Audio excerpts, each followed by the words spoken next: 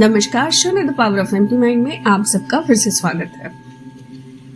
आज हम बात करेंगे शिव जी के बारे में। देवादिदेव महादेव, काल भैरव और न जाने कितने ही नाम हैं इनके। जहां तक मैंने अपनी जिंदगी में देखा है, शिव भक्त बनते नहीं हैं, शिव भक्त जन्म लेते हैं। कैसे, किस तरह से, ये चीज आगे वीडियो में बात करूंगी। पर देवादिदेव महादेव के बारे में जितना बात करें उतना कम। हमने उनको जितना आज तक समझा है, ना जाने कितना और हमें समझना है।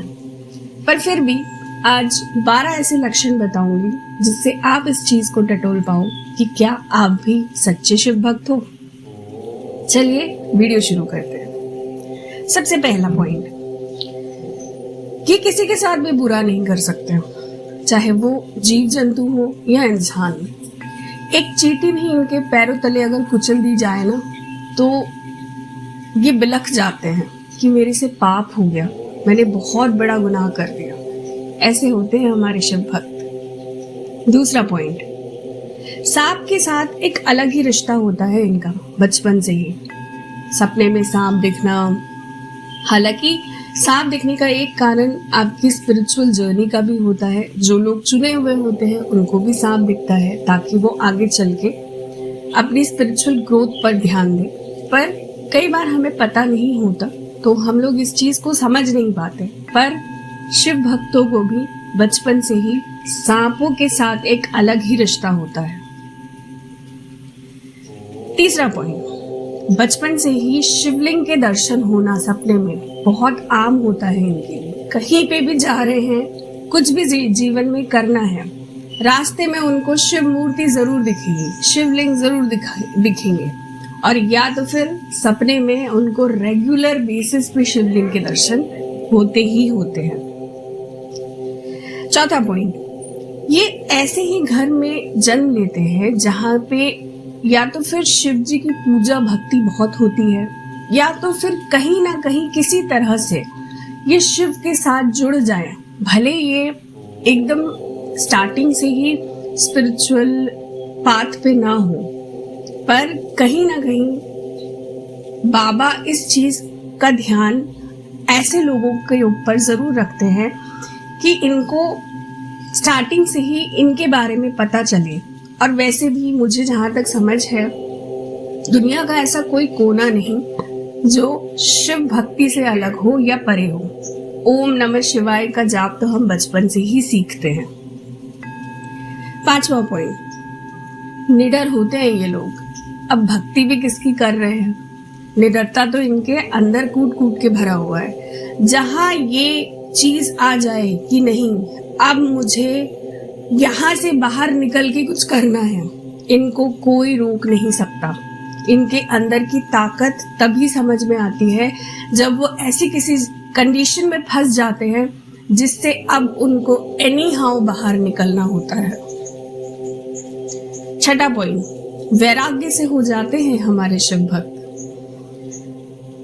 3D वर्ल्ड में बहुत सारी चीजें हैं जो इनको बहुत आसानी से शायद मिल भी जाए, या जब वो इस चीज को समझ लेते हैं कि नहीं मेरा लाइफ पर्पस क्या है, जब ये शिव से जुड़ जाते हैं, बहुत सारी चीजें 3D वर्ल्ड की इनको अट्रैक्ट भी करती है। पर कहीं ना कहीं इनके अंदर एक ऐसी खीस होती है ना कि सब कुछ होने के बावजूद भी एक रोटी, एक कपड़ा और एक छत के नीचे ही रहना इनको अच्छा लगता है। अपने आप में ही जीना इनको अच्छा लगता है। सातवां पॉइंट, 3D वर्ल्ड में खोते नहीं हैं।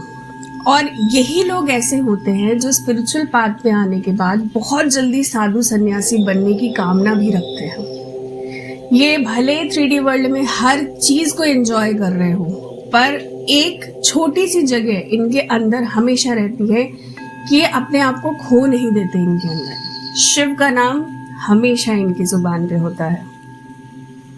आठवां पॉइंट, क्योंकि हम इस 3D वर्ल्ड में हैं, हमारे ऊपर जिम्मेदारियां भी हैं, पर ये जिम्मेदारी निभाना भी बहुत अच्छे से जानते हैं। ये कभी अपनी जिम्मेदारियों से पीछे नहीं हटते। अगर वो 3D वर्ल्ड में अपने घर, अपने परिवार, अपने काम को तवज्जो देते हैं तो इसका भी कारण उनकी ये जिम्मेदारी भरी सोच ही होती है। 9वां पॉइंट, शिव के नाम से ही इनके रोंगटे खड़े हो जाते हैं। कई बार इनके आंखों से आंसू भी यही ला सकते हैं। जितना ये स्ट्रॉन्ग है इस वर्ल्ड के सामने, उतने ही ज्यादा ये डाउन टू अर्थ है अपने शिव के आगे। 10वां पॉइंट, मृत्यु का डर नहीं होता इनको फर्क नहीं पड़ता। इनको पता है कि मेरे जाने के बाद या मेरे आने से पहले भी ना दुनिया रुकी है ना जिंदगी रुकी है, तो मेरे जाने के बाद भी कुछ भी नहीं होगा। इसीलिए किसी भी तरह से ये जिंदगी को खोने से या फिर जिंदगी से प्यार इनको नहीं होता। 11वां पॉइंट, इंसान की पहचान कर पाना। ये इंसान को एक नजर से देखकर समझ सकते हैं कि ये कितना पॉजिटिव या कितना नेगेटिव है। भले ये इनिशियल स्टेज से बहुत ज्यादा पूजा पाठ या तो फिर शिव भक्ति में नहीं होते, पर इनके अंदर ये गुण शायद भगवान डाल के ही भेजते हैं। जैसे मैंने कहा ना, शिव भक्त जन्म लेते हैं। और आखिरी पॉइंट, बुरे समय को भांप लेना। इनके लिए स्पिरिचुअल पाथ बहुत तकलीफें लेके आता है, क्योंकि हम शिव को खुश तो बहुत आसानी से कर सकते हैं। एक लोटा गंगा जल से भी हमारे शिव भगवान खुश हो जाते हैं, पर इनको पाना उतना ही मुश्किल होता है। इसी वजह से स्पिरिचुअल वर्ल्ड में आने के बाद भी, स्पिरिचुअल पाथ पे चलने के बाद भी इनकी जिंदगी में बहुत उतार चढ़ाव आते हैं, पर ये अपनी दिशा दृष्टि कभी नहीं खोते।